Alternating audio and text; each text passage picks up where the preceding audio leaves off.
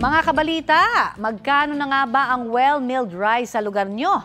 May panawagan po kasi ang Samahang Industriya ng Agrikultura na ibalik ang 45 pesos per kilo na price cap sa uri ng bigas na yan. At balita ko yan po daw ay para unahan ang umano'y plano ng ilang millers at traders na lumikha ng artificial increase sa retail price ng bigas. Nasa 21 hanggang 23 pesos ang 50 centavos per kilo na raw kasi ang bentahan ng fresh harvest na palay. Abot naman sa 26 hanggang 29 pesos per kilo sa dry palay. Kahit pabor daw ito sa mga magsasaka, nangangamba ang sinag. Baka raw kasi maulit ang mahal na bigas noong Agosto kung kailan mataas na farm gate price ang idinadahilan ng millers at traders. Posible rin daw na itaon ang itaas ng presyo sa bigas kasabay ng mungkahing ibaba ang taripa sa imported rice.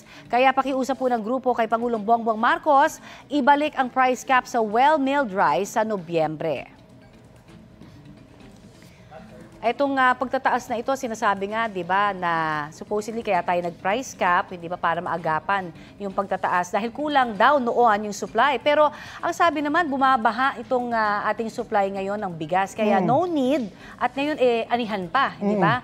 At sinabi na rin mismo ng DA kanina, nakausap din natin, na itong pagtataas, hindi naman daw posible pa na magkaroon ngayong mga panahon na ito until the first quarter of next year. Dahil nga, maayos daw ang supply at may mga bago pa rin papasok na mga suppliers natin mula sa India. Actually, bago nag-set ng price ceiling ko, nakita rin dun sa mga raids, sa mga operations ng Bureau of Customs at iba pang government agencies na enough yung supply.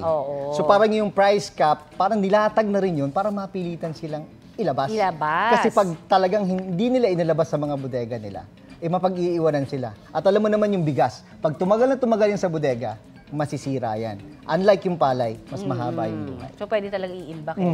O ito naman, noong pong September 5, nag-iepektibo nga ang price ceiling na 41 pesos sa regular milled rice at 45 pesos sa well-milled rice. Pero dito pong October 4, ipinaalis na nga ng Pangulo ang price cap ipinaalis na po ng Pangulo ang price cap dahil nagsimula na ang anihan at naging stable na raw ang supply ng bigas. Naibalita rin nung may price ceiling na nagkakaubusan ng murang bigas sa ilang palengke. Marami ring rice retailer ang dumaing dahil palugi silang nagbenta. Yung iba namang hindi makasunod sa price cap, nagsara muna. Hirap din noon yung ilang magsasaka kasi napilitan silang ibenta ng mas mura yung mga palay nila. Sa latest monitoring ng Department of Agriculture, naglalaro sa 45 hanggang 48 pesos ang well-milled rice. Balik po tayo dito sa bansa, kaugnay pa rin sa panawagan ng grupong Sinag na ibalik ang 45 pesos per kilo na price cap sa well-milled rice. Kausapin natin ngayon si Agriculture Assistant Secretary Arnel De Mesa. Magandang umaga at welcome po dito sa Balita Ko, Asik De Mesa. Magandang umaga, June at Connie. Magandang umaga sa lahat ng nanonood at nakikinig. Opo, Asik, posible bang pagbigyan ang panawagan ng grupong Sinag na ibalik po ang 45 peso per kilo price cap sa well-milled rice? Hindi pa po namin nakikita yon, Connie at June, dahil ngayon yung average na farm gate price na monitor namin sa wet ay 18.10 at sa dry ay 22.5. So yung presyo nito, pag na-translate sa bigas, ay mas mababa pa rin sa 45 pesos. So as of now, ay wala tayong iniisip na rekomendasyon sa ating Pangulo for another price. Asek, ilang millers at traders daw yung nagpaplanong lumikha ng artificial increase sa presyo ng bigas. Ano masasabi ng DA dito? Kung meron pong planong gano'n at mapatunayan natin ay yan po ay iimbestigahan at mananagot po sa batas kung meron pong merong lilikhain po ng mga ganang klaseng gawain. Maraming salamat po sa inyong panahon. Yan po si Department of Agriculture Spokesperson, Assistant Secretary Arnel De Mesa. Magandang umaga po.